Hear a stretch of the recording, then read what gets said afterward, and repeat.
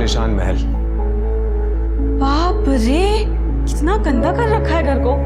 ये देखो, ये गीला टॉवल कैसे रखा, और ये पजामा, ये कोई टी शर्ट रखने की जगह है? हाँ, इतनी गंदगी में कैसे रह लेते हो तुम?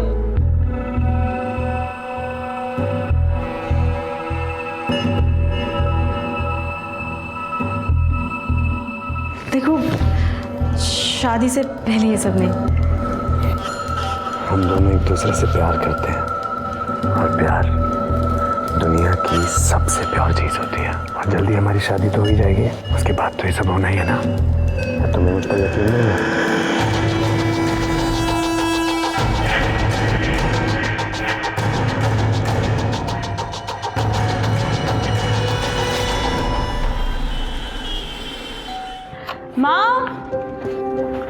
माँ, मेरा टिफिन रेडी है। हाँ बेटा रेडी है, पहले नाश्ता तो कर लो।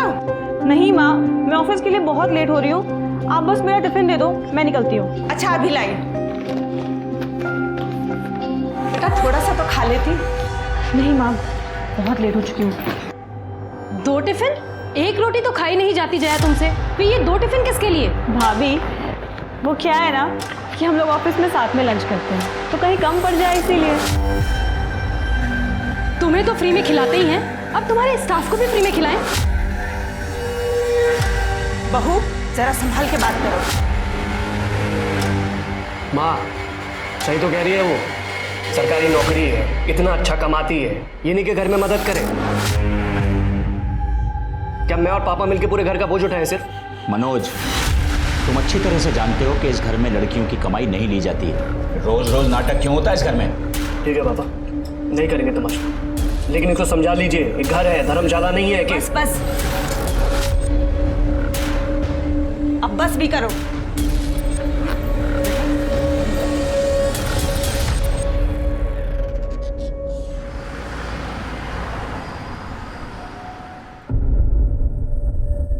थैंक यू यार, तुम रोज रोज मेरे लिए लंच लेके आती हो, नहीं तो पता नहीं कैसे रोज रोज मैनेज होता मेरा। इसमें थैंक यू की क्या बात है, आप अभी अभी ट्रांसफ़र होकर आए, अब इतनी जल्दी घर से खाना मैनेज करना इतना आसान थोड़ी है। तो फिर आप तीनों टाइम बाहर से खाना मैनेज करेंगे, चलेगा आपको? चलेगा, लेकिन तुम मेरी वजह से परेशान हो, ये नहीं चलेगा।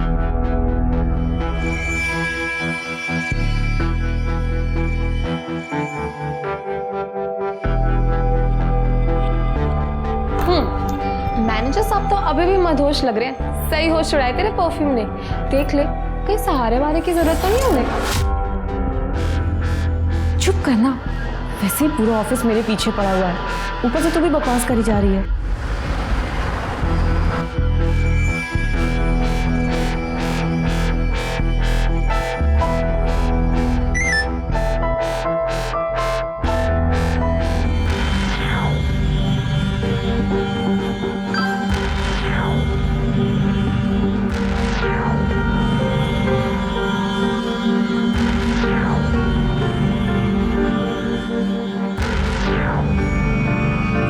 अरे जया, तू कहाँ जा रही है? अभी तो 1:30 भी नहीं बजा। अरे इतनी तो उसे भूख भी नहीं लगी रहती है जितनी इसे खिलाने की पड़ी रहती है। जया, ये तो होना ही था। अब ऑफिस में बॉस के साथ रोमांस चलेगा तो ऐसी बातें तो सुननी पड़ेंगी।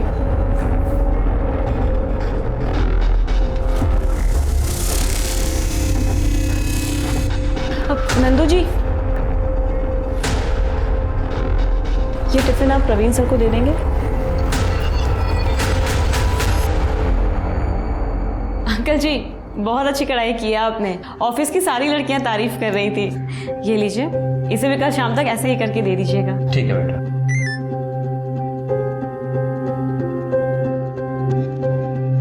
और हरीश, कैसी चल रही है पढ़ाई? ठीक चल रही है दीदी।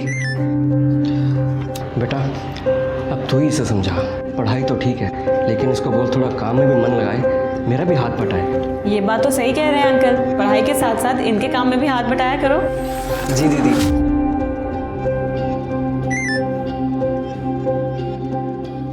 अच्छा अंकल, अब मैं चलती हूँ, इसे कल शाम तक दे दीजिएगा। ठीक है बेटा।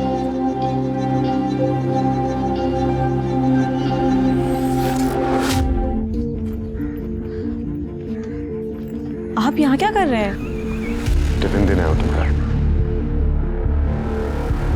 आपने अभी तक खाना नहीं खाया? तुमने खाया? क्यों? मैं नहीं चाहती हूँ कि मेरी और आपकी कोई बदनामी हो। अरे हमारी कोई बदनामी नहीं कर सकता है, पता है क्यों? क्योंकि मैं तुमसे सचमुच प्यार करता हूँ। प्रवीण, मैं भी आपसे बहुत प्यार करती हूँ।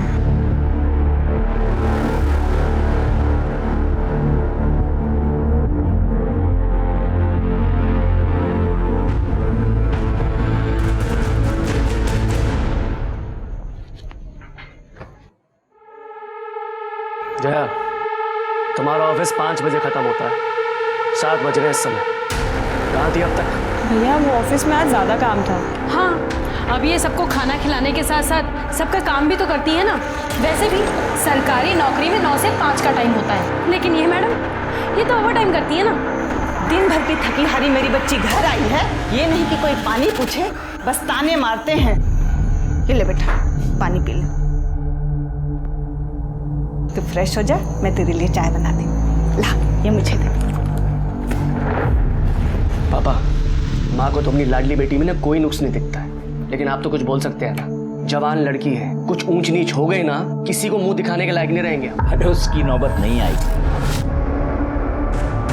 हम समय से उसकी शादी करके उसे ससुराल भेज देंगे। मैंने कुछ लड़कों के फोटोग्राफ मंगाए हैं, जो लड़का पसंद आएगा उससे बात आगे बढ़ा देंगे।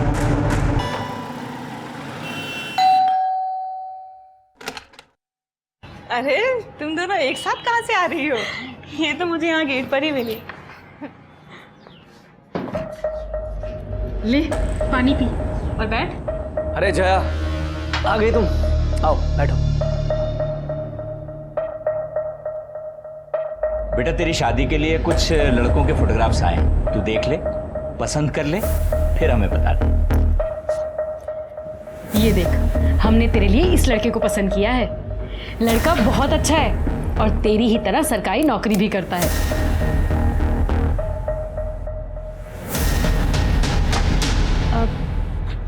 पापा, वो मैं आपको बताने ही वाली थी।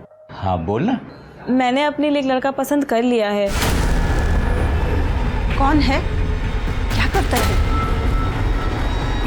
बताऊंगी और आप लोगों से मिलवाऊंगी भी, और आप लोगों को भी वो बहुत पसंद आएगा।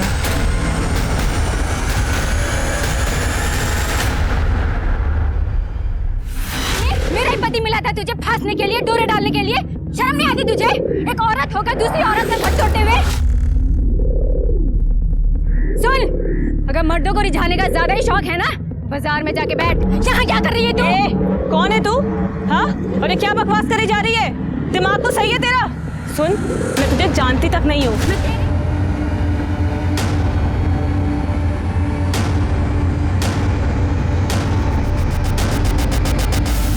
ऐसा कुछ भी नहीं है जैसा आप लोग सोच रहे तू हैं। बता दे कैसा है? क्यों ये औरत तेरे साथ हाथापाई कर रही है और किस बात का इल्जाम लगा रही है तुझ पे?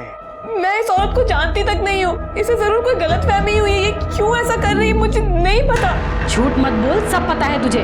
हर जगह हमारी नाक कटवा चुकी है। तू हो रही है हमारी। भाभी, मम्मी की कसम मैं झूठ नहीं बोल रही हूँ। मैं जानती तक नहीं हूँ इस औरत को। अभी आपको पता है ना दीदी झूठ नहीं बोलती। ऐसा कुछ होता तो पहले ही बता देती।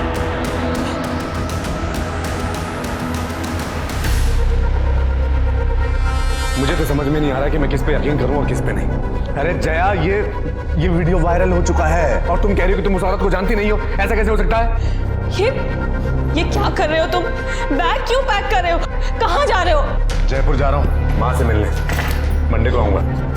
इस वक्त जब मुझे तुम्हारी सबसे ज्यादा जरूरत है, तुम मुझे ऐसे छोड़ के जा रहे हो। तो मैं तुमसे ये कह रही हूँ कि एक बार पापा से चल के मिल लो। तुमने मुझे संडे को लास्ट चांस दिया है। अगर तुम उनसे नहीं मिले तो वो मेरी शादी किसी और से करवा देंगे। अच्छा है, अपने पिताजी की पसंद के लड़के से शादी कर लो, क्योंकि अगर ये हाथ से निकल गया ना, कोई लड़का तुमसे दोस्ती तक नहीं करेगा। अच्छा अब जाओ यहाँ से, चलो मुझे बहुत काम है। अरे जाओ यार, मूड मत खराब करो मेरे, जाओ जाओ।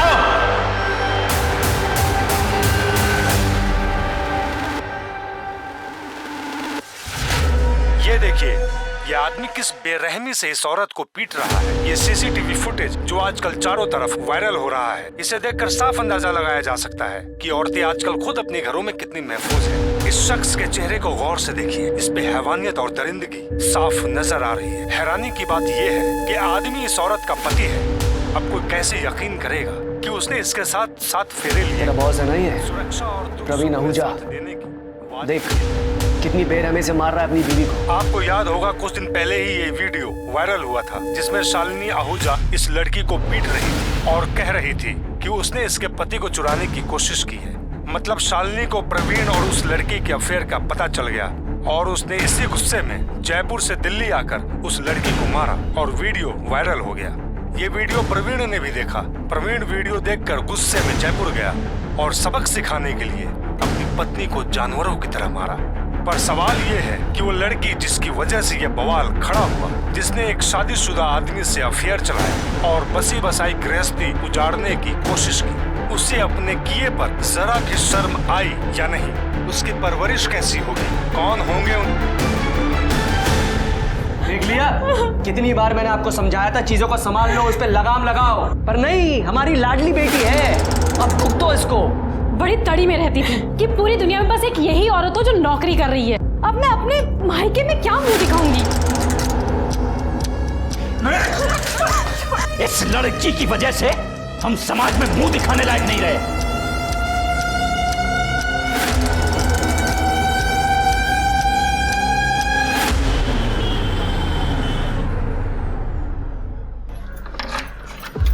आओ जया, आओ।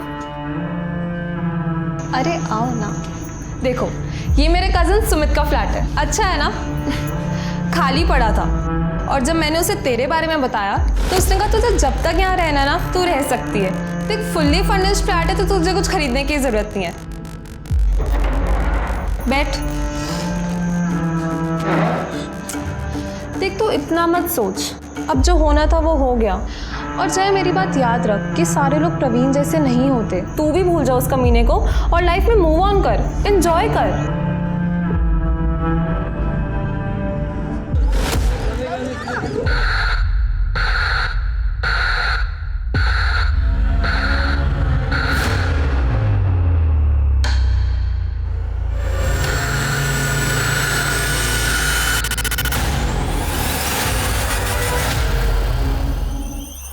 सर इसका नाम जया पांडे है और ये 2 दिन से गायब है।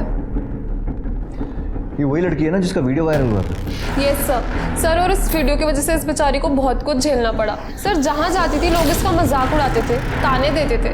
और सर सबसे बुरी बात ये कि इसके घर वालों ने इसको अपने घर से बाहर निकाल दिया। बड़ी मुश्किल से मैंने अपने कजन के खाली फ्लैट में इसको शिफ्ट करवाया था और इसे समझाया भी था कि दूर रहे इस कमीने प्रवीण से, पर इसने मेरी बात नहीं सुनी सर और जयपुर चली गई उससे मिलने।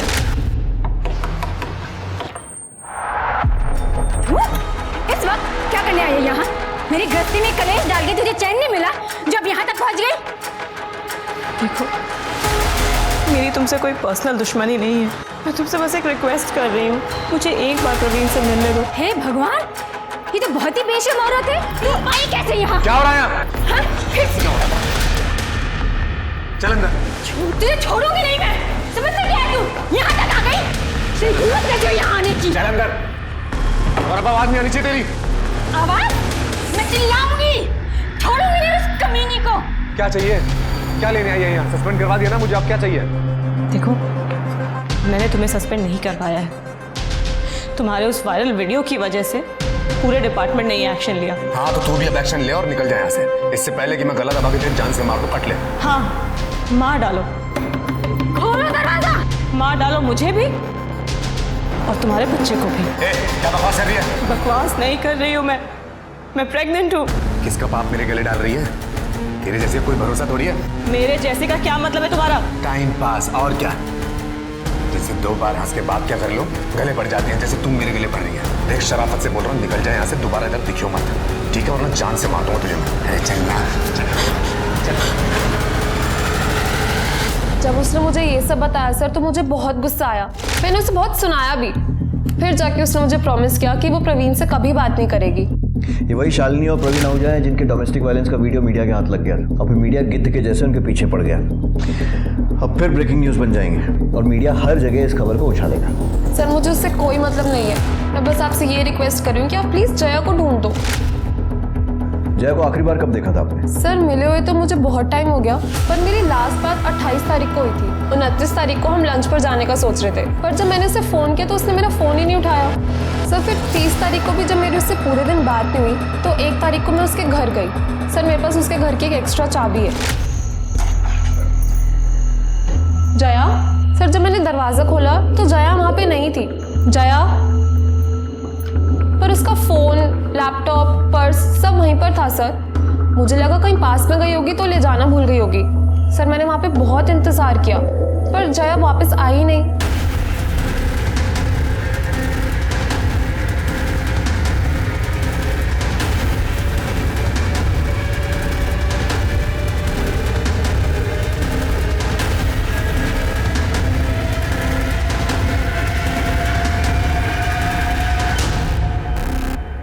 राजीव सर, फोर्स एंट्री या फिर स्ट्रगल का तो कोई निशान नहीं दिखा।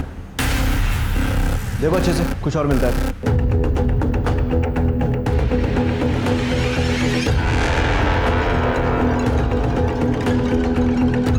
ये सीसीटीवी पहले से ही नहीं सर, ये जया ने शिफ्ट होने के कुछ दिन बाद ही लगवाया था अपनी सेफ्टी के लिए। ऑलरेडी उसके साथ इतना कुछ हो चुका था, फिर यहाँ वो अकेले रह रही थी। मुझे भी लगा होना चाहिए। सर इस खिड़की के बाहर से कुछ अजीब सी बदबू आ रही है। सर एक्चुअली पीछे वो खाली प्लॉट है जहाँ पे लोग अपना कचरा वगैरह डालते हैं, इसलिए बहुत बदबू आ रही है। जल्दी सब लोग।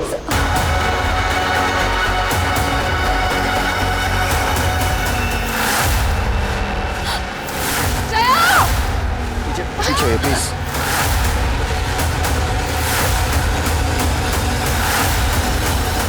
सर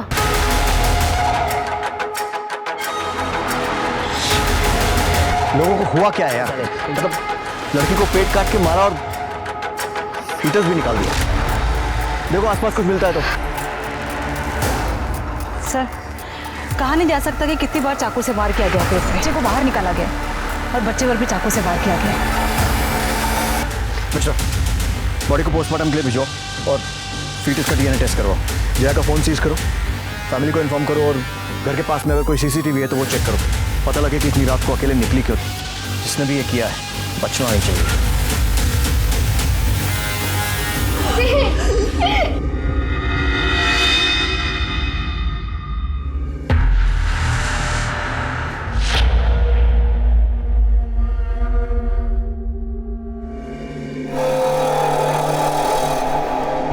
इंस्पेक्टर साहब, हर माँ बाप की तरह हमने थोड़ी सख्ती की थी उसके साथ, पर ये तो सब उसकी भलाई के लिए था ना। कितनी बार समझाया था उसे पर नहीं मानी। घूम रही थी उस कमीने शादीशुदा इंसान के पीछे। उस कमीने ने इसकी जिंदगी बर्बाद तो कर ही दी थी, अब जान भी चली गई।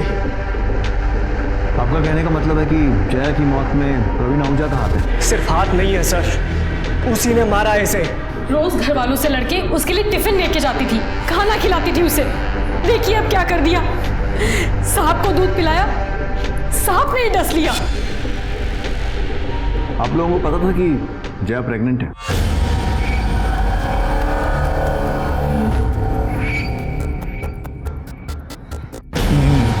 नहीं इंस्पेक्टर साहब। ठीक है, फिलहाल आप लोग जा सकते हैं, लेकिन अगर कुछ भी याद आता है, ऐसी कोई भी बात जो इस इन्वेस्टिगेशन में हेल्प कर सके, तो हमें इन्फॉर्म कीजिएगा। और क्या बताना रह गया इंस्पेक्टर साहब, बोल तो रहे हम लोग। वो कमीना है ना प्रवीण, हड्डियां तोड़ी आप उसकी, खुद ब खुद सब उगल देगा वो। मैं हाथ जोड़ता हूँ आपके सामने, छोड़ना मत उसको। जब तक मेरी बेटी जिंदा थी तो बदनाम कर दिया उसे, और उससे मन नहीं भरा तो मार दिया मेरी बच्ची। मैंने तो पहले ही कहा था इस पे भी नजर रखो। जो कसर उसने छोड़ दी है ना, कहीं ये वो पूरी ना कर दे। देखा नहीं था जब पुलिस वालों के सामने रो रही थी तो वो लोग हमें कैसे देख रहे थे। वो तो नाक कटवा के गई है, ये तो पूरे परिवार को जेल भिजवा के मानेगी।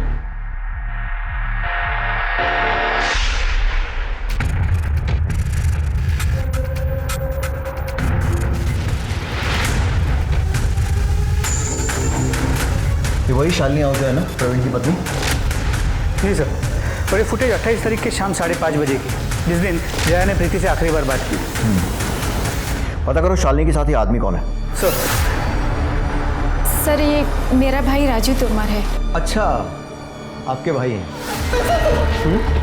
तू ये वो बाहुबली जिसे प्रेग्नेंट लड़कियों पर अपनी मर्दानगी दिखाने में बड़ा मजा आता है? नहीं सर। अपने जीजा को दिखाई थी ये ताकत जो एक लड़की को प्रेग्नेंट करके भाग गया? नहीं सर, ये झूठ है। चुप! तेरा सच झूठ सब बराबर कर देंगे। अपने पति पर गुस्सा नहीं आता, वहां दिखानी थी ना ये ताकत, या फिर चुपचाप वहां मार खाती है और उस बेचारी लड़की पर जोर आजमाइश करते हो तुम सब? जया के घर क्यों गए थे? क्यों मारपीट की उसके साथ? सर क्योंकि इतना सब कुछ होने के बाद भी वो प्रवीण को कांटेक्ट कर रही थी, जबकि प्रवीण उससे बात तक नहीं करना चाहते थे। इसलिए हमसे समझाने गए थे सर उसे। सुन, दोबारा आई ना अच्छा नहीं होगा, मार डालूंगी मैं तुझे। और मेरी बात इसे समझाना कहते हैं, ठीक है?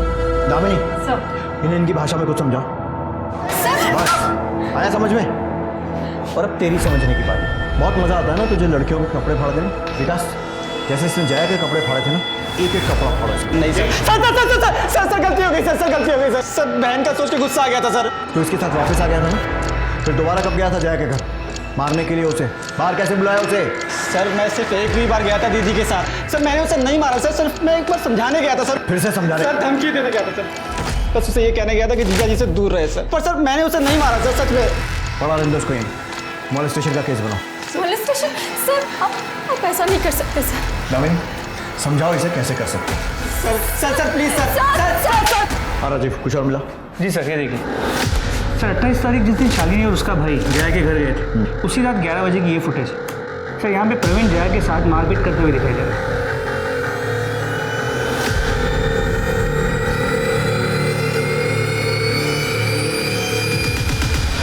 साले फ्रॉड, सस्पेंड होकर चैन नहीं पड़ा, जो मर्डर करके जेल जाने की तैयारी कर रहा है। पहले उस लड़की को फंसाया, फिर उसको प्रेग्नेंट किया और फिर उसका मर्डर कर दिया, और उसको तो मारा ही, उसका पेट चीरकर उस बच्चे को भी मार दिया। अरे सर, जैसा आप बोल रहे हैं मैंने वैसा कुछ नहीं किया है। क्यों गया था उसके घर? क्योंकि उसने मेरा जीना हराम कर दिया था, ये बोल बोल के वो प्रेग्नेंट है और उसके पेट में जो बच्चा है वो मेरा है, जबकि ऐसा पॉसिबल नहीं है सर। हमने प्रोटेक्शन यूज किया, पता नहीं किसका पाप मेरे गले बांध रही थी, और तूने उसके पेट पर लात मार के उस पाप को मिटा दिया। मैं सच बोल रहा हूँ, आप मेरा यकीन क्यों नहीं कर रहे हैं? मैंने कुछ नहीं किया है।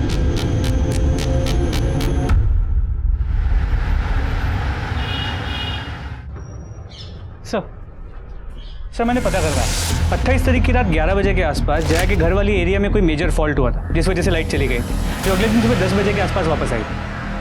मतलब सीसीटीवी लाइट जाने के कारण बंद हुआ था। मतलब हमारे पास और कोई तरीका नहीं अब ये पता करने का कि प्रवीण के जया के पेट में लात मारने के बाद क्या हुआ, क्योंकि उसके हिसाब से तो वो अपने घर चला गया था और सुबह तक वहीं था। लाइट आने के बाद के सीसीटीवी में कुछ मिला? नहीं सर, 29 तारीख को सुबह लाइट आने के बाद से जया के घर पे कोई नहीं आया था, घर खाली था। 1 अक्टूबर की सुबह 11 बजे के आसपास प्रीति वहाँ आई, शायद जया को ढूंढते हुए, और उसके बाद कुछ देर बाद वहाँ से वो चली गई। मतलब जया 28 तारीख की रात को और 29 तारीख की सुबह 11 बजे के बीच में ही अपने घर से निकली थी। सर ये देखिए सर, यही फुटेज शालिनी उसके भाई और प्रवीण के आने से पहले दोपहर 3 बजे की। सर इसमें जया के चेहरे पर मारपीट के निशान है, इसका मतलब कोई और भी है जो जया के साथ मारपीट करता था। प्रीति ने बताया था कि जया की फैमिली भी उसके साथ मिसबिहेव करती थी, कहीं ऐसा तो नहीं है कि उसके खुद के माँ बाप के घर में ये सब हुआ? जी सर, मैंने मॉर्ग में भी नोटिस तो किया था। जया की माँ ने जया का चेहरा देखने के बाद इमीडिएटली मनोज का चेहरा देखा था, एज इफ मनोज ने उसे मारा।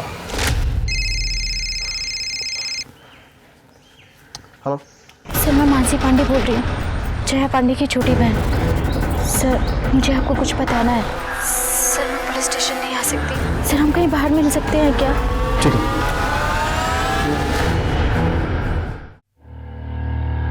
सर प्रवीण ने दीदी को सिर्फ यही झूठ नहीं बोला था कि वो शादीशुदा नहीं है, बल्कि दीदी को शादी का झूठा प्रॉमिस भी किया था, और वो आदमी झूठे वादे करके उन्हें बदनाम करके भाग गया। और तुम्हारी फैमिली ने क्या किया? जया को सपोर्ट किया? सपोर्ट? बाहर वालों से भी ज़्यादा जीना हराम कर दिया था उन लोगों ने। पापा हमारी फीलिंग्स कभी नहीं समझते थे, और मनोज भैया वो तो हमेशा दीदी से किल से रहते थे, क्योंकि भैया को बर्दाश्त ही नहीं था कि दीदी की सैलरी उनसे ज़्यादा है और वो घर खर्च के लिए पैसे भी नहीं देती। इसकी वजह भी पापा ही हैं, क्योंकि वो लड़कियों की कमाई खाना ही नहीं चाहते थे। और तुम्हारी माँ और भाभी? हाँ बेचारी की चलती का है, और भाभी वो तो हमेशा ही आग में घी डालने का काम करती हैं। जब दीदी का वीडियो वायरल हुआ था, पापा भैया भाभी इन लोगों ने दीदी का जीना हराम कर दिया था। तरस खाम पे और नहीं झेल सकते तुझे। निकल मेरे घर से। पापा, पापा मैं कहाँ जाऊंगी? तू तो कहीं भी जा सकती है ना। तेरे जैसी चंट लड़कियों के लिए दुनिया में कोई कमी है क्या? जा ढूंढ ले फिर से कोई शादीशुदा आदमी। पापा मैं कहाँ जाऊंगी?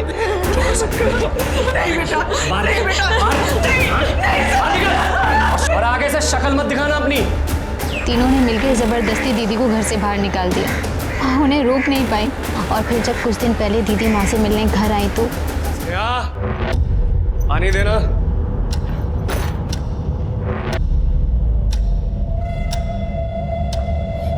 फिर आ गई तू। तुम्हारे लाड प्यार की वजह से इसकी हालत हुई है ये। इधर तेरी भी गति बच्चे कर दूंगा मैं। सर भैया ने मुझे भी धमकी दी है कि मैंने अगर आप लोगों को कुछ भी बताया तो वो मुझे जान से मार डालेंगे। मुझे तो लगता है दीदी के मर्डर में मेरी फैमिली का हाथ है। उन्होंने ही जया दीदी को मारा है। जया की किसी लड़के से बात पक्की हुई थी ना? आदित्य वर्षने नाम है उसका, गुरुग्राम में रहता है, इरिगेशन डिपार्टमेंट में काम करता है। सर बहुत ही अजीब आदमी है। दीदी से शादी करने के लिए मरा जा रहा था। तुझे मना करा था ना, पुलिस के पास नहीं जाना है। मैंने तो पहले ही कहा था इस पे नजर रखो। ये हमें जेल भिजवाए बिना नहीं मानेगी। बोल जाएगी अब जाएगी।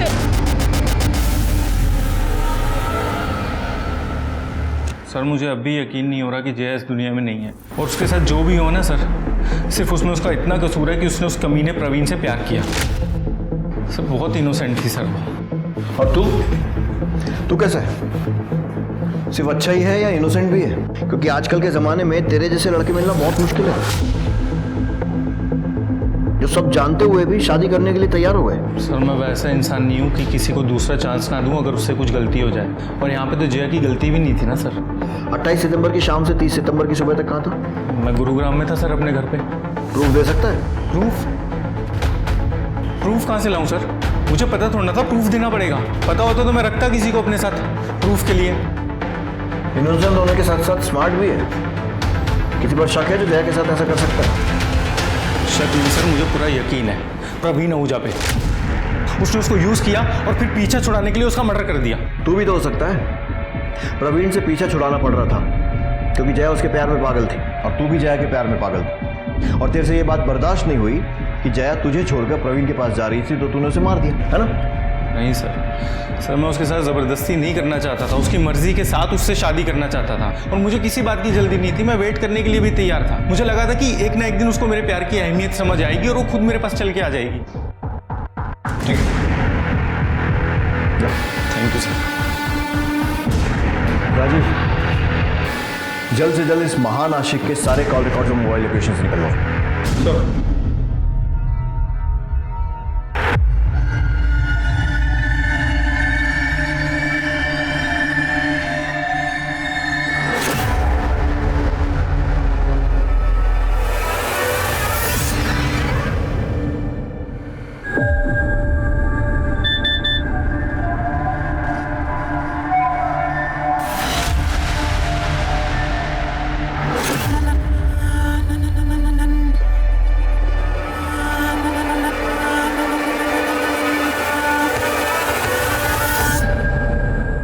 सर ये देखिए न्यूज में क्या आ रहा है। प्लीज मेरी मदद कीजिए, मेरे बहन के कातिलों को ढूंढने में। पुलिस इस मामले में छानबीन कर रही है। उनका क्या कहना है, क्या प्रोग्रेस है इस केस में? पता नहीं वो लोग कुछ कर भी रहे हैं या नहीं। 3 दिन हो गए उसकी बॉडी मिली, लेकिन पुलिस के पास बोलने के लिए कुछ भी नहीं है। अब आप लोग हमारे आखिरी सहारा है, प्लीज हमारी मदद कीजिए। मानसी का प्रॉब्लम क्या है? हर चीज को इतना बड़ा चढ़ा कर बोलती है। इसे यहाँ पुलिस स्टेशन में आकर हमसे बात करने में डर लग रहा था, आज सारी दुनिया के सामने दुखड़ा रोने में नहीं लग रहा है। सर ये भी तो हो सकता है कि मानसी ये पूरा नाटक हमसे कुछ छुपाने के लिए कर रही है। सर मैं कोई झूठ नहीं बोल रही, मैं बस अपनी बहन को न्याय दिलाना चाहती हूँ। हम भी वही चाहते हैं। बस एक बात समझ में नहीं आ रही कि जिस फैमिली पर तुम्हें अपनी बहन के मर्डर का शक था, अचानक उनके साथ मिलकर हम पर इल्जाम क्यों लगा रही हो? वो सर मम्मी को पता चल गया था कि मैं आपसे मिली थी।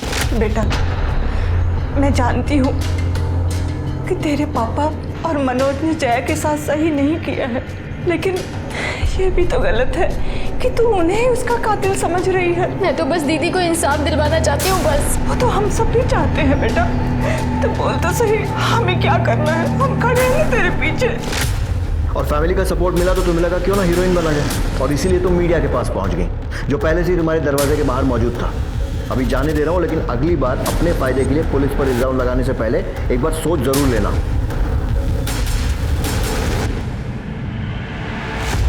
सर पोस्टमार्टम रिपोर्ट के मुताबिक जया की मौत 29 तारीख के सुबह 5 और 7 बजे के बीच चाकू के वार की वजह से हुई। उसके पेट में जो फीटस था वो 4 महीने का था। फीटस का डीएनए प्रवीण के डीएनए के साथ मैच करने के लिए भेज दिया। सर 28 तारीख की रात आदित्य की मोबाइल की लोकेशन जया के घर के पास की दिख रही है।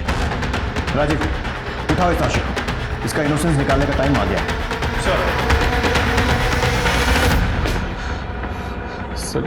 सर जया से मेरी एंगेजमेंट टूट चुकी थी सर। वो किसी भी तरह से परवीन से शादी करना चाहती थी। वो अपने बायोलॉजिकल फादर के साथ अपने बच्चे को बड़ा होते देखना चाहती थी सर। और फिर भी तो उसके पीछे पड़ा हुआ था।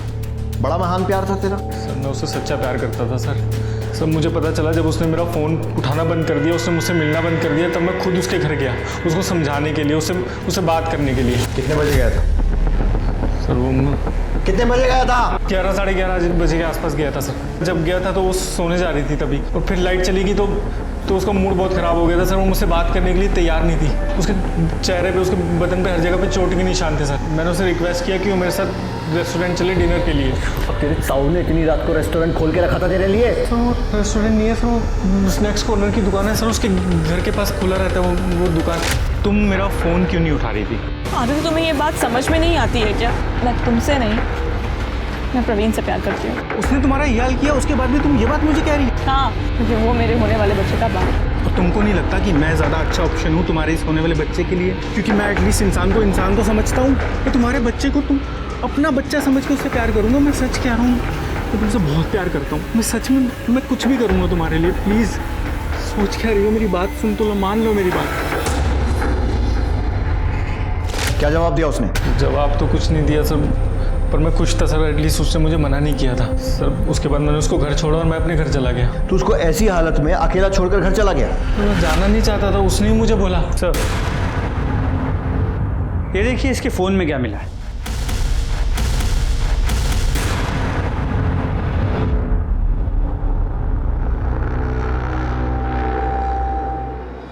सर मेरी एंगेजमेंट हुई पड़ी थी सर उससे। मैं शादी करना चाहता था, प्यार करना चाहता था ना उससे सर। मुझे नहीं लगता कि इसमें कुछ बुरी बात थी सर। बुरी बात यह है कि तू लगातार हमसे झूठ बोल रहा है। पहले बोला कि जया के घर गया नहीं, फिर बोला गया था लेकिन बाद में अपने घर चला गया, जबकि मोबाइल लोकेशन से साफ दिख रहा है कि 29 सितंबर को सुबह 5 बजे तक तू जया के घर के आसपास था। तू खुद बताएगा या मैं उगलवाऊं? सर मैं बताता हूँ सर। उस दिन जब मैं निकला घर के लिए तो मैंने देखा कि मेरी 2 व्हीलर का टायर पंचर हो गया और इतनी रात में कोई दुकान भी खुली नहीं मिली, तो मैं जया को बिना बताए उसके घर के बाहर ही सो गया। तो सुबह 5 बजे उठ के मैंने सबसे पहले पंचर वाले को ही ढूंढा सर। और पंचर बनवाने के बाद मैं गुरुग्राम पहुंच गया 8:30-9 बजे तक सर। फिर झूठ बोल रहा है ना? सर नहीं, कोई पंचर नहीं हुआ था तेरी गाड़ी का। तू जया के साथ उसके घर की तरफ गया, वहां पर तूने पंचर होने का बहाना किया और फिर जया के साथ रुक गया और फिर उसके साथ जबरदस्ती की और वो सब करने की कोशिश की जैसा तू दिन रात फील करता था।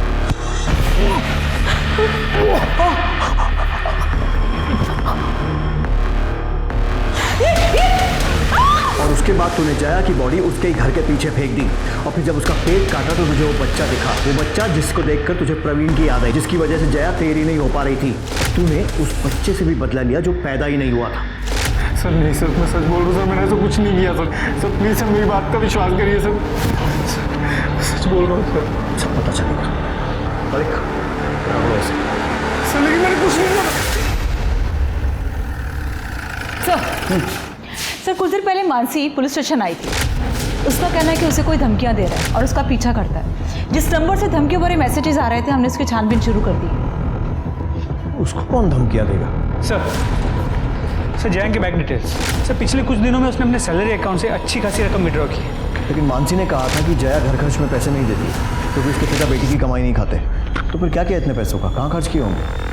मलिक जया के घर के पास के डम डेटा क्या हुआ? सर इस टावर पे से हजारों लाइंस कनेक्टेड है, थोड़ा वक्त लगेगा। ठीक सर मानसी को जिन अलग अलग नंबरों से धमकी के फोन आ रहे थे वो सब चोरी के, लेकिन सर उसमें से एक नंबर पीछे हो गए। उस नंबर की डिटेल्स हम लोग पता कर रहे हैं। कौन हो सकता है ये?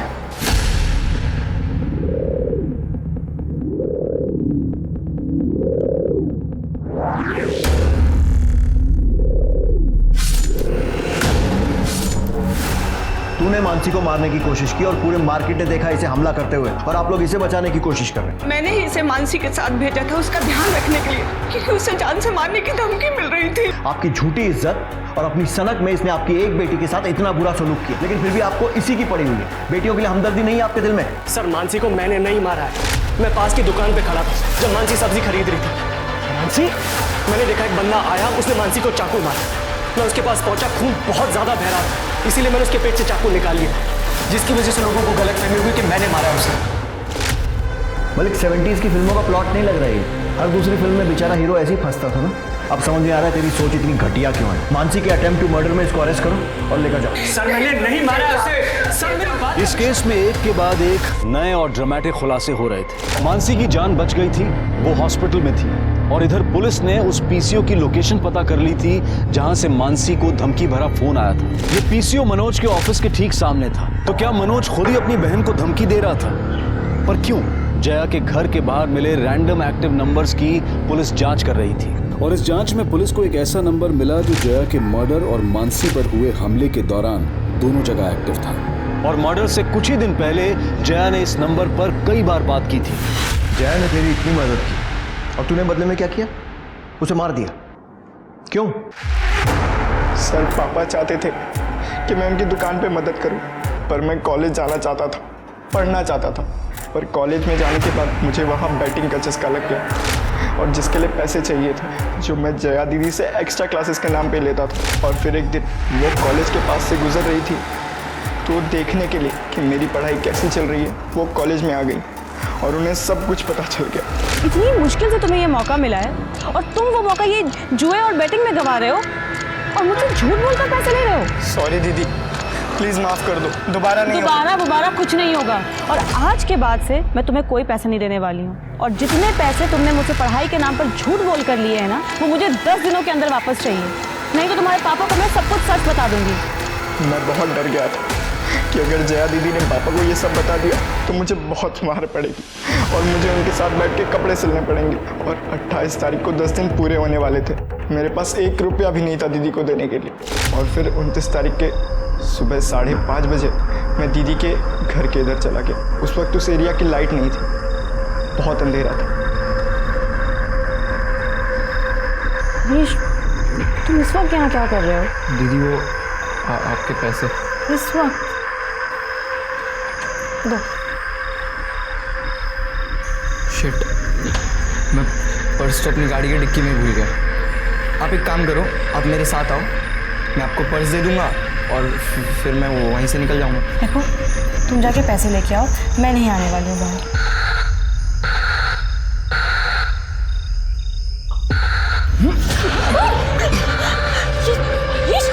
क्या कर रहे हो? पैसे चाहिए थे ना तुझे? प्रवीण और जया दीदी की स्टोरी सबको पता थी, इसलिए मैंने सोचा कि मैं अगर उनके बच्चे को भी मार दूं तो सारा इल्ज़ाम प्रवीण के ऊपर चला जाएगा। फिर मैंने उनका पेट चीरकर उनका बच्चा निकालकर वहीं मार के फेंक दिया। उसके बाद वो चाकू भी मैंने छुपा दिया। और मानसी को क्यों धमका रहा था? उस पर हमला क्यों किया? आपको कंफ्यूज करने के लिए और मनोज भैया को फंसाने के लिए। और उसके बाद मुझे फ़ोन चुराने का आइडिया मिला। मैं फ़ोन चुराता, धमकी देता और फ़ोन तोड़ देता। मुझे पता था कि मनोज भैया भी आपके शक के लिस्ट में हैं, इसलिए जब वो मानसी के साथ मार्केट में थे, इसलिए मैंने जानबूझकर उस पर अटैक किया और उन्हें वहाँ से चाकू मारकर भाग गया। और सबको लगा कि मनोज भैया ने उन्हें चाकू मारा। बेटा, तेरा बाप कितने झापड़ मारता तेरे को अगर उसको पता चल जाता? 10, 12, 15? उससे बचने के लिए तूने 2 जानें ले ली। एक उसकी जो चाहती थी कि तू पढ़ लिख कर कुछ अच्छा करे, और दूसरी जान जो पूरी तरीके से बन भी नहीं पाई थी। मालूम है, जो खतरनाक क्रिमिनल होते हैं ना, वो भी इतनी दरिंदगी नहीं दिखाते हैं जो तूने किया है।